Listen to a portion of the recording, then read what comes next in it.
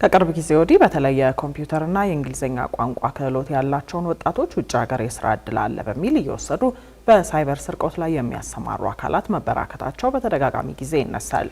እነዚህ የወንጀል አካላት ወጣቶቹን በታይላንድ የሽያጭ ስራዎችን በመስራት እስከ $1000 ይከፈላቸዋል በሚል የሚወስዷቸው ሲሆን ከሄዱ በኋላም ወደ ሌሎች ሀገራት በማሸጋገር በሳይበር ስርቆት ወንጀል ላይ እንደሚያሰማራቸውም ይገለጻል።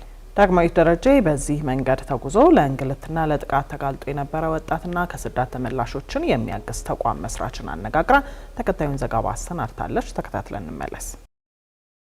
በዓለማችን ላይ 304 ሚሊዮን የሚጠጉ ስደተኞች መኖራቸውን ዓለም አቀፉ የስደተኞች ድርጅት ይናገራል። በርካቶች የተሻለ ስራና ኑሮን ፍለጋ በህገወጥ መንገድ ከሀገራቸው እንደሚሰደዱም ነው መረጃዎች የሚያሳዩት። በኢትዮጵያም እንዲሁ በርካቶች ከሀገር የሚሰደዱ ሲሆን በህጋዊ መንገድ መጓዝ የማይችሉ ዜጎች ደላሎችን በመጠቀም በህገወጥ መንገድ ይጓዛሉ። በርከት ያሉ ኢትዮጵያውያን ወጣቶችም መዳረሻቸውን መካከለኛው ምስራቅ ወደሚገኙ ሀገራት እንዲሁም አውሮፓና ደቡብ አፍሪካ ለማድረግ በህገወጥ መንገድ ፈታኝ በሆነና ህይወትን በሚያሳጡ የእግርና የባህር መስመሮች ላይ እንደሚጓዙ መስማት የተለመደ ነው። ከቅርብ ጊዜ ወዲህ ደግሞ በተለይም ከዩኒቨርሲቲ የተመረቁ ተማሪዎች ወደ ታይላንድ ሄዳችሁ በኮምፒውተር በሚሰሩ ኦንላይን ስራዎች ከፍተኛ ገንዘብ ታገኛላችሁ እየተባሉ ህጋዊ በሚመስል መንገድ ያለምንም እንግልት ከሀገር ይወጣሉ። በኋላም በግዳጅ ወደ ማይናማር እንዲጓዙ የሚደረጉ ሲሆን እነዚህ ወጣቶች በከፍተኛ ትምህርት ተቋማት ትምህርታቸውን ያጠናቀቁ ጥሩ የኮምፒውተር አጠቃቀም ልምድ ያላቸውና የእንግሊዝኛ ቋንቋቸው ለስራው ብቁ መሆናቸው ተጣርቶ እንደሚላኩም የዓለም አቀፉ የስደተኞች ድርጅት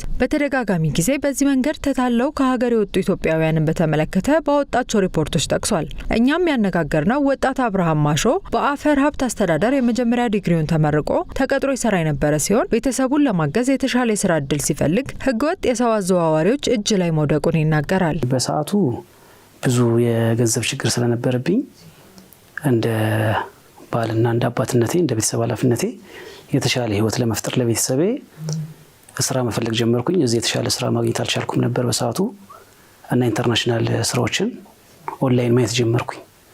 ቴሌግራም ላይ እንደዚህ ኦንላይን ስራ ያገኘው ደሞዝ በጣም አትራክቲቭ ነበረ። ኦልሞስት ወደ $1000 እንደሚከፈል እና ኦንላይን ላይ ማርኬቲንግ መሸጥ እቃ መሸጥ እንደሆነ በእንደዛ መልክ ኢንተርስቴን አገኙት። እኔም አፕላይ ያደረኩኝ ንጋት ግሎባል ኢኒሼቲቭ የተባለ ከስደት ተመላሾችን የሚያግዝ ተቋም መስራችና ዋና ዳይሬክተር የሆኑት ዳንኤል መለሰ በእንዲህ አይነት ሁኔታ ከሚጓዙ ዜጎች መካከል አብዛኞቹ ቢያንስ የመጀመሪያ ዲግሪ ያላቸው እንደሆኑ በማንሳት በአዲስ አበባ የሚኖሩ ወጣቶች በዚህ ህገወጥ መረብ በይበልጥ ተጋላጭ ሆነው መገኘታቸው በጥናት መረጋገጡን ጠቅሰዋል።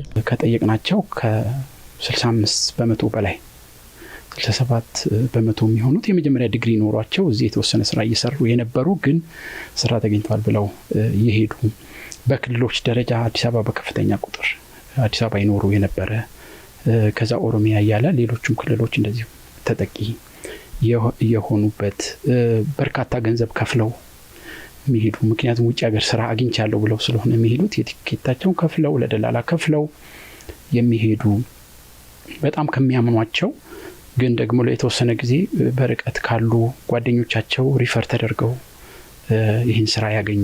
በዚህ መንገድ የተጓዙ ወጣቶች የሳይበር ማጭበርበር ስራውን አልሰራም በሚሉበት ወቅት የተለያዩ ጥቃቶች እንደሚደርስባቸውም አብርሃም ይናገራል። ይህን ያህል ብር አምጪና $5000 $10000 አምጪና እኛ እንለቅሻለን ብለው ፕሮሚስ ያደርጋሉ።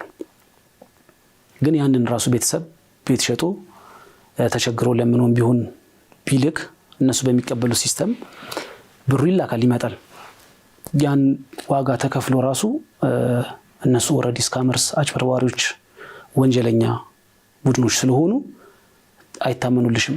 ያንን ብር ተቀበለው ድጋሚ ለሌላ እንደ ባርነት ማለት ለሌላ ካምፓኒ ይሸጡሻል ማለት ነው። ስደተኞቹ ወደ ሀገር ከተመለሱ በኋላም ከፍተኛ የስነ ልቦና ጫና እንደሚደርስባቸው የተጠቆመ ሲሆን ተገቢው እንክብካቤና ድጋፍ ሊደረግላቸው እንደሚገባም ሰምተናል። እንግዲህ ሲመለሱ አግባብ ባለው ሁኔታ ወደ ስራ ካልመለስናቸው ወደሚቀጥለው የህይወታቸው ምዕራፍ ካልተሸጋገሩ አንዳንድ ያልተፈለገ ስራ የሚሰሩበትን ዕውቀትም ይዘው ነው የሚመጡት እና ፖቴንሻሊ ናሽናል ሪስክም ሊሆን ይችላል። በተወሰነ መልኩ እዛ የተጀመረው ነገር በሆነ መልኩ እዚህ ከተጀመረ እንዴት ነው ማኔጅ ማድረግ የምንችለው የሚለው አሳሳቢ ነውና ይህ የማጭበርበር ወንጀል የማህበራዊ ሚዲያዎችን በመጠቀም የሚፈጸም ሲሆን ወጣቶች ከእንዲህ አይነቱ ተግባር ራሳቸውን ሊከላከሉ እንደሚገባም ከዝግጅት ክፍላችን ጋር ቆይታ ያደረገው አብርሃም ይጠቁማል። ፌስቡክ ላይ፣ ቴሌግራም ላይ፣ ዋትስአፕ ላይ ነው ማስታወቂያው የሚሰራውና በጓደኛም በቅርብም ሰው እንደዚህ አይነት ነገሮች ካሉ ኢዚ የሚባል ነገር የለም። እንደዚህ በኢዚ ተሄዶ $1000 ምናምን የሚገኝበት ስራ የለም በፍጹም። እና ይሄን ነገር አዌር መሆን አለባቸው ወጣቶች፣ ያንግ ጄኔሬሽኖች በደንብ አዌር መሆን አለባቸው። በዚህ መንገድ ወደ ሌሎች ሀገራት ተጉዘው ለተለያዩ ጥቃቶች እየተጋለጡ መሆናቸውን የሚያነሱት የንጋት ግሎባል ኢኒሺዬቲቭ መስራች ዳንኤል መለሰ መንግስት ማይናማርን ጨምሮ ዜጎችን ለእንግልት ብሎም ነፍስን እስከ ማጣት ዋጋ እያስከፈሉ ካሉ ሀገራት መንግስታት ጋር ዲፕሎማሲያዊ ግንኙነቱን በማጠናከር ዜጎቹን እንዲታደግም ጥሪ አቅርበዋል። ከነዚህ ስካም ፋክተሪስ ከሆኑ ሀገራት ካምቦዲያ፣ ላኦ፣ ማይናማር ጋር ያለውን ዲፕሎማቲክ ግንኙነት በጣም ማጠናከር ያስፈልጋል። እዛ ዜጎቻችን ተጎድተው ሲሆኑ ቶሎ ወደ ሀገር የሚመለሱበትን መንገድ ከፕራይቬት ሴክተሩም ጋር እየተነጋገሩ እዛም ካሉ እንደኛ አይነት ሲቪል ሶሳይቲስ ጋር እየተነጋገሩ ቶሎ ወደ ሀገር እንዲመለሱ መንገድ ላይ እንዳይንከራተቱ ማድረግ ያስፈልጋል።